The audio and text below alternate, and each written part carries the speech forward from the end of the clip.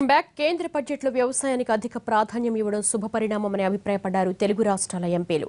అత్యుత్తమ బడ్జెట్గా TDP అభిప్రాయపడగా YCP మాత్రం AP special స్టేటస్కు సంబంధించి ఎలాంటి ప్రకటన చేయకపోవడం దారుణమని విమర్శించింది.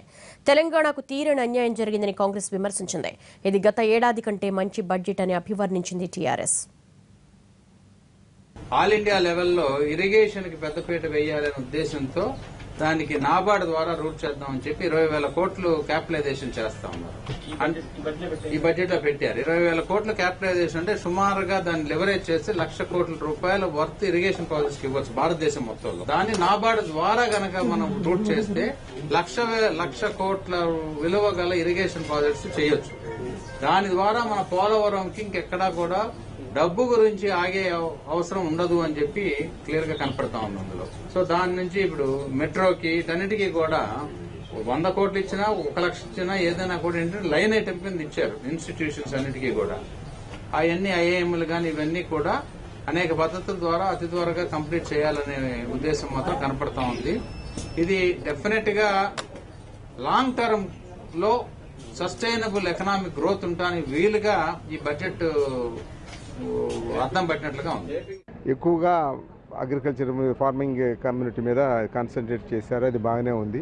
తర్వాత రాబోయే రోజుల్లో ఏ విధంగా డెవలప్ చేయబోతున్నారు ఇరిగేషన్ని, దాదాపు 28.5 లక్షల హెక్టార్స్ని ఇరిగేషన్ కింద తీసుకురావాలని, తర్వాత దానికి సంబంధించినటువంటి డబ్బులు బాగా ఖర్చు పెట్టాలనే ఉద్దేశంతో 2017కే దాదాపు పెద్ద ప్రాజెక్టు కొన్ని పూర్తి చేస్తామని చూడడానికి అన్ని విధాలా రోడ్స్ సెక్టర్ ఇన్ఫ్రాస్ట్రక్చర్కి బాగా రోడ్స్ కానీ రైల్వేస్ కానీ బాగా అధిక నిధులు కేటాయిస్తున్నారు.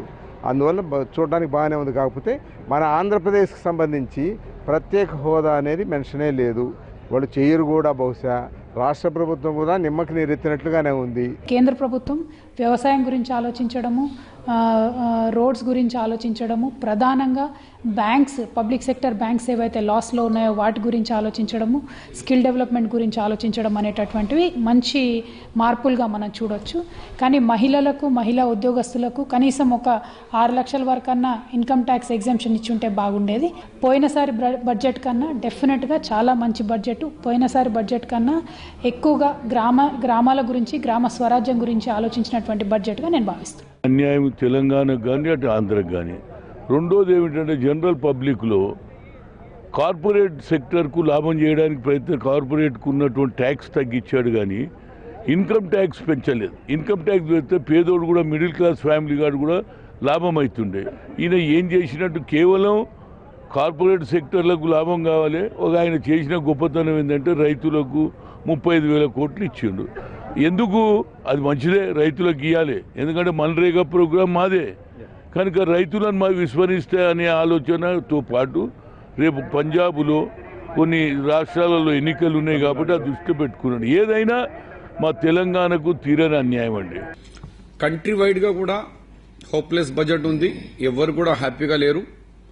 అలాగే కేంద్ర ప్రభుత్వానికి అసలు తెలంగాణ నూతన రాష్ట్రం 29వ రాష్ట్రం అయింది అని కూడా తెలుసో తెలియదో. ఎప్పుడు మాట్లాడినా ఆంధ్రప్రదేశ్ గురించి బైఫర్కేషన్ యాక్ట్లో ఉన్నాయి ఇస్తున్నాం అంటున్నారు కానీ తెలంగాణలో మాత్రం ఇప్పటివరకు ఏది రాలేదు. అయితే మా ప్రణీత చేవళ్ల గురించి కమిట్మెంట్ కానీ, లేకుంటే 4,000 మెగావాట్ రామగుండంలో ఎన్టీపీసీ ద్వారా పెట్టే దాంట్లో కానీ ఎక్కడ కూడా ఫైనాన్స్ బడ్జెట్లో ఇంత బడ్జెట్ కేటాయించినట్టు లేదు. ఈ బడ్జెట్ నేను టోటల్గా బాగలేదు, కండెమ్ చేయను. కానీ అంత పెద్దగా వచ్చేసింది బిగ్ బ్యాంగ్ బడ్జెట్ కాదు ఇది. కానీ మైక్రో న్యూట్రియంట్స్ అంటే చిన్న దాంట్లో వల్ల కొన్ని లాభాలు వచ్చేటట్టు ఉన్నాయి. ఇది ప్రాజెక్ట్ ఓరియంటెడ్ బడ్జెట్. నేను ఒక ఎకానమిస్ట్గా చెప్తున్నాను. నేను మీకు ఒక ప్రాజెక్ట్ ఓరియంటెడ్ ఒక బడ్జెట్ తీసుకున్నప్పుడు ఈ ప్రాజెక్ట్ ఎంత ఉంటుంది, ఈ ప్రాజెక్ట్ ఎంత ఉంటుంది అని బ్రేక్ చేసుకుంటా, ఫ్రాక్చర్ చేసుకుంటూ చేస్తారు. కాబట్టి ఎంతవరకు ఆ ప్రాజెక్ట్ ఏ తిరుగా నడుస్తుందో మనం చూడలేము, అంతవరకు దీని గురించి కమెంట్ చేయలేము మనం. కాబట్టి ఇది ప్రాజెక్ట్ ఓరియంటెడ్ బడ్జెట్ పెట్టి ఉన్నాడు.